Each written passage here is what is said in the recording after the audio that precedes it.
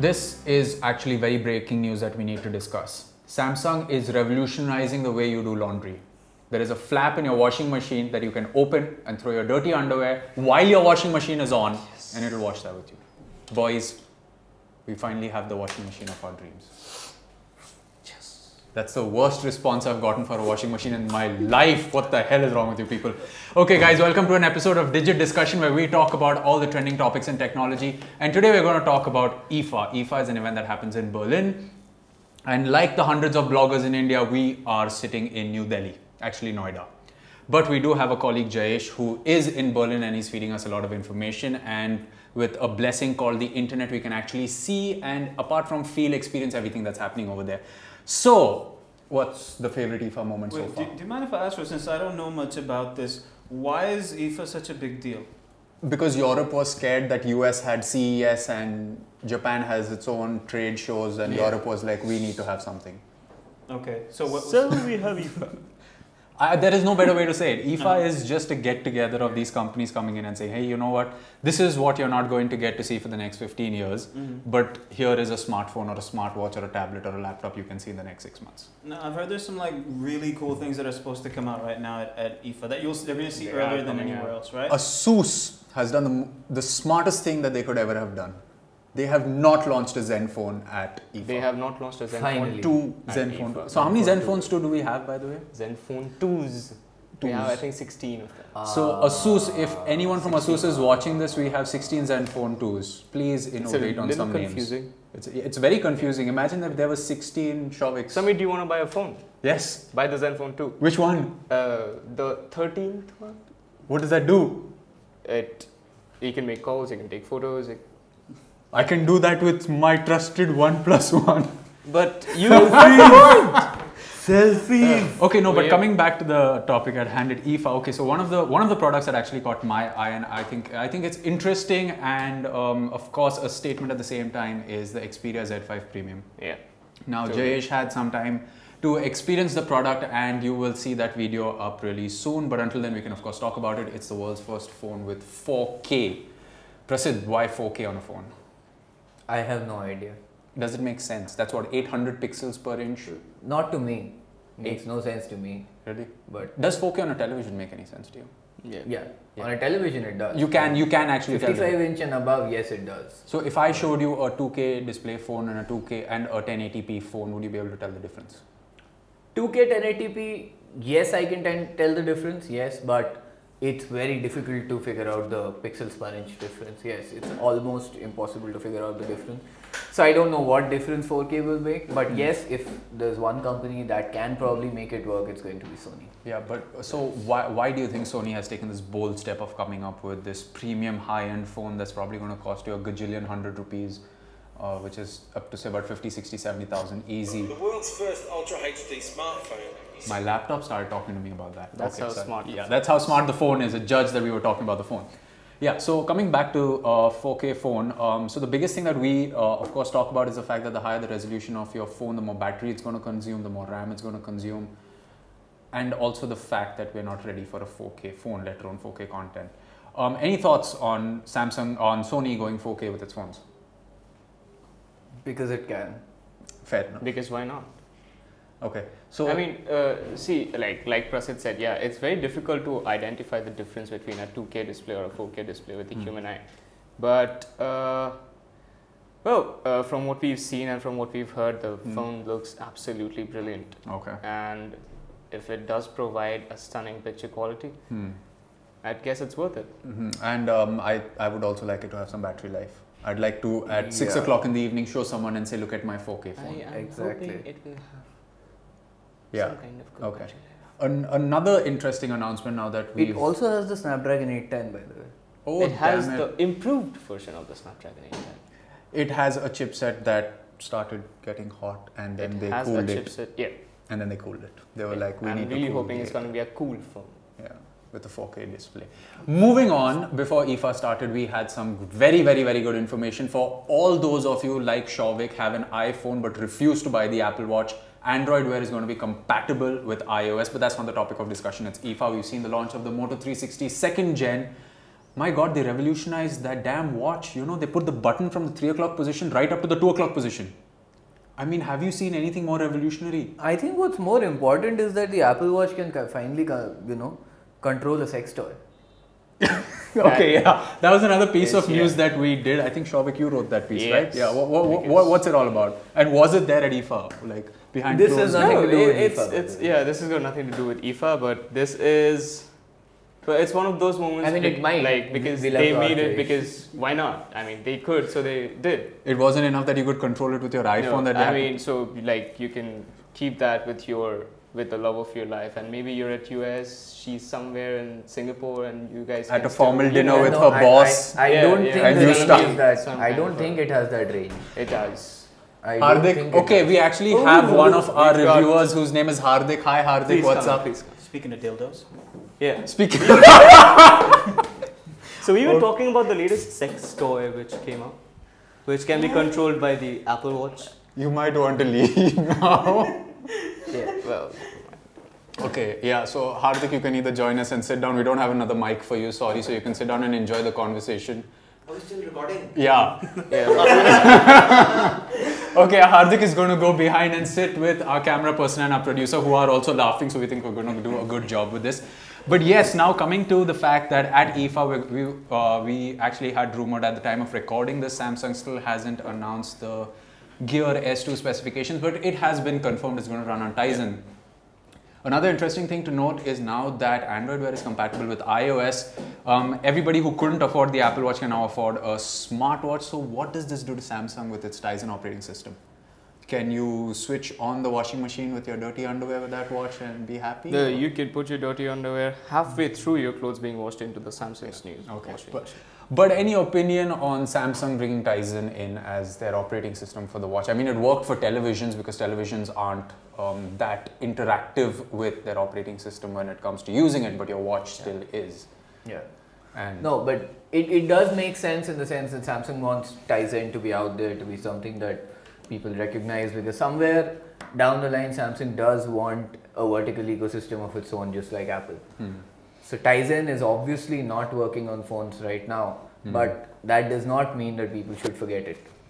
If it works well with watches, it is a win-win for Samsung. It doesn't hurt them because Android Wear itself is nothing very revolutionary.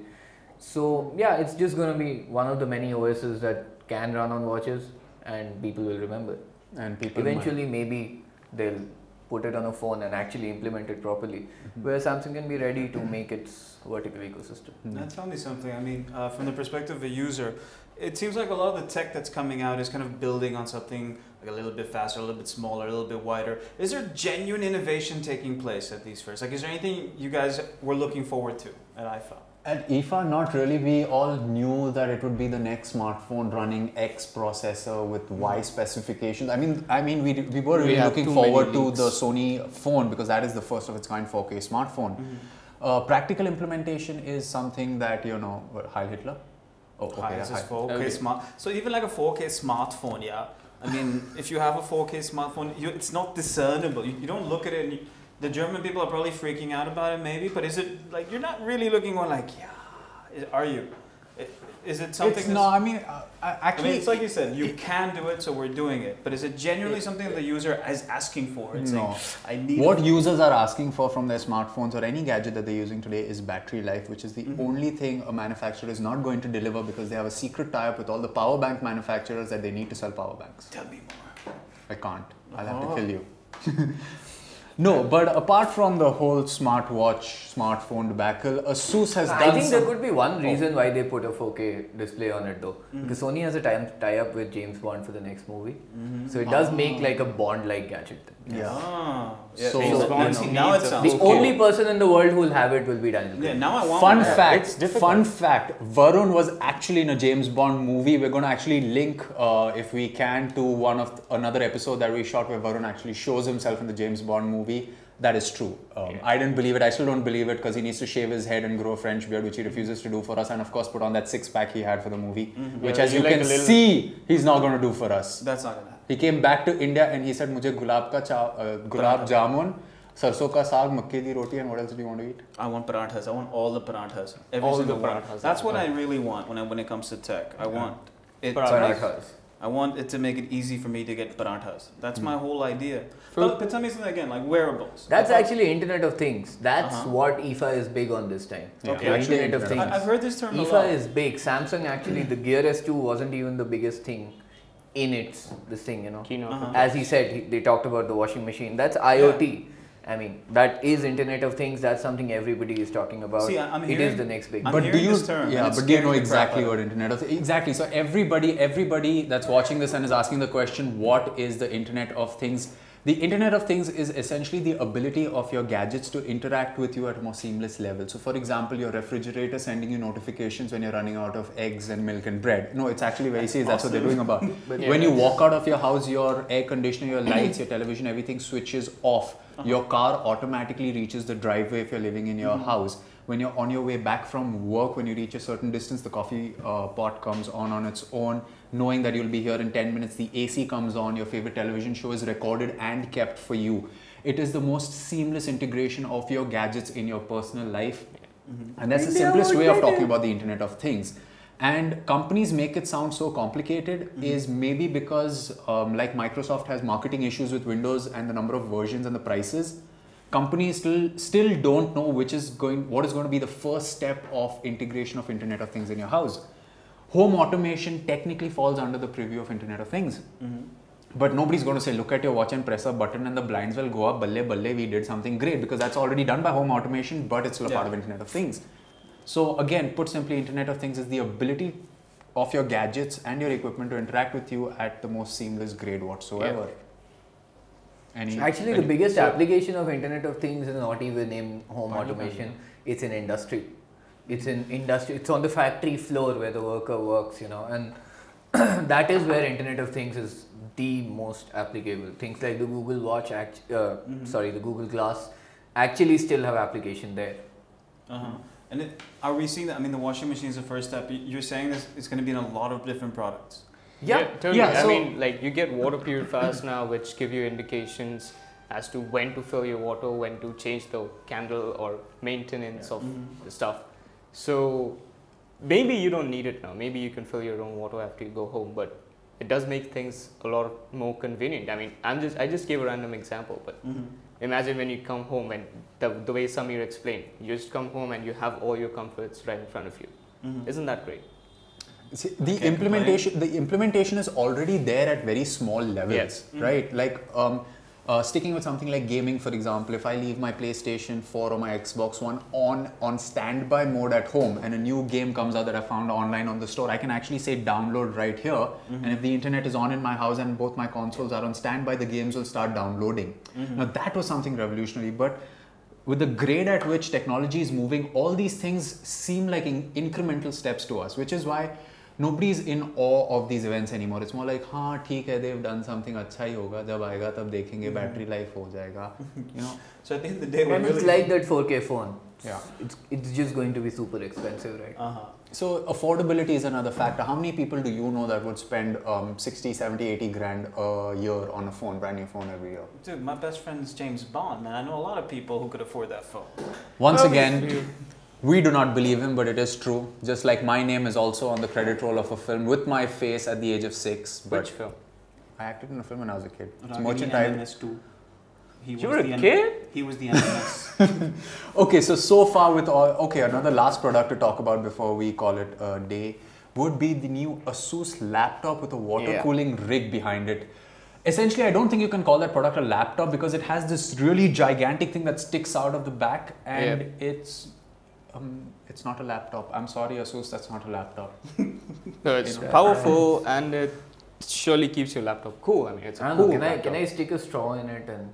But if your water runs out, distilled water, I presume. But yeah, anyway, that's another interesting product you could actually check out. It's a water-cooled laptop. Well, tell me one thing I'm curious about. So with the Windows 10 launch, is that a big thing that's going to be in a lot of different products, or are people generally ignoring it when it comes to smartphones? 75 million PCs. That's 75 million? Says. Cortana has Microsoft says it's already on 75 million PCs. 75 million. Do you guys believe them? Yeah, I do. Yeah. Everybody got a free upgrade. Who doesn't like free stuff, you know? July 29, 2016 is when you will know whether Windows 10 is successful or not. When it comes I think time we're to going to pay keep for it. the next subscription, that's when you will know. Okay. Okay, yeah, slow-mo hand wave. yeah. No, but we're going to talk about Windows 10 in an episode in the future. Any final thoughts on IFA? And let's give it a score, like out of 10, what did you think so far? Start with you. 6. No, same, you stole my score, but okay. I'd give it a 7 because I love the Sony. You love the Sony phone. Well, after Your understanding of IFA? My understanding of FIFA is that I'm really glad they do it every 4 years and Brazil wins. Well, that's FIFA, sorry. My bad. My bad. I think Germans are great and we should forgive them and go to their tech shows. And yeah. Yeah, we should totally. Okay, so I would also give IFA a 6 this year. Yes, the Sony phone is one of the highlights, and all the products that are launched, especially with the talks of Internet of Things, all our futures look bright. We hope you enjoyed this episode of Digit Conversations. As always, you can leave a comment if you liked it, if you didn't like it, if you want us to talk on anything specific. We'll see you next week from Team Digit. This is goodbye.